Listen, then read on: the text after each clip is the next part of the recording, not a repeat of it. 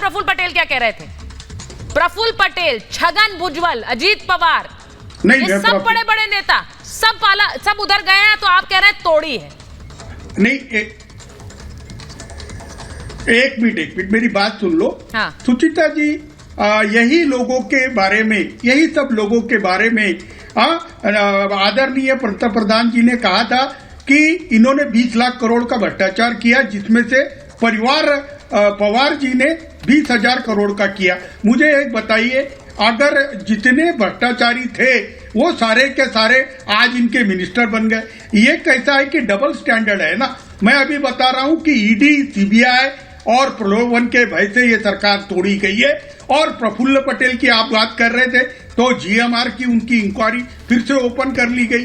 5,000 करोड़ के भ्रष्टाचार के आरोप है। तो सब लोग अपनी अपनी कचड़ी बचाने के लिए ये कर रहे हैं। मैं ये बोलता हूँ, प्रजातंत्र के हिसाब से ये कोई एथिकल नहीं है और बीजेपी को तो जरूरत नहीं। मैं आपसे उल्टा सवाल पूछ रही हूँ। सुनिए मेरी बात सुनिए किशोर जी, भ्रष्टाचार के आरोप है या भ्रष्टाचार किया है?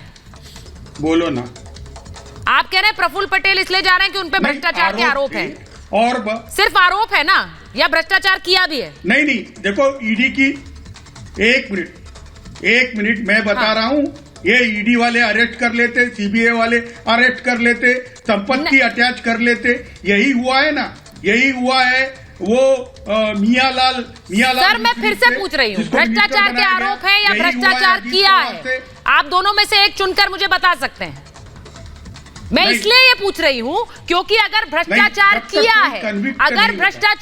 है, तो फिर वो किस पार्टी के अधीन रहकर किया, और अगर भ्रष्टाचार नहीं किया है तो फिर ईडी हो या सीबीआई हो, किसी का डर होना नहीं चाहिए क्योंकि कोई घपला किया ही नहीं। अवधेश जी, क्या मैं सही कह रही हूं? एक बार जरा इस पर प्रतिक्रिया दीजिए, क्योंकि बड़ी बात यह है कि अब जब बड़े बड़े नेता पार्टी छोड़कर दूसरी तरफ चले गए तो कहा जा रहा है पार्टी को तोड़ा गया और शरद पवार को कुछ पता नहीं चला। ऐसा है, किशोर तिवारी जी पुराने पत्रकार हैं, उनको पता था कि ये सब हो रहा है।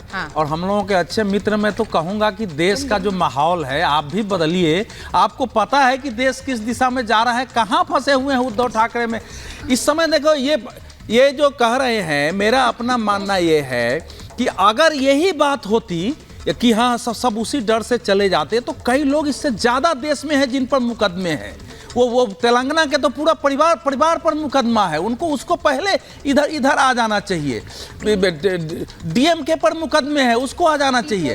देखिए, अजीत पवार ने सुचरिता आज जो प्रेस कॉन्फ्रेंस किया है, उसकी एक बात सबसे महत्वपूर्ण है और अब बता रही है कि देश में जो मोदी विरोधी मोर्चा खड़ा है वो कितने कमजोर आधार पर टिका हुआ है। उन्होंने पहले उदाहरण दिया कि देश तभी आगे बढ़ा है जब एक नेता के विजन से देश चला है। नेहरू जी से लेके आया और फिर बताया कि नरेंद्र मोदी का जो विजन है उसको लेकर के अभी ये देश आगे बढ़ेगा।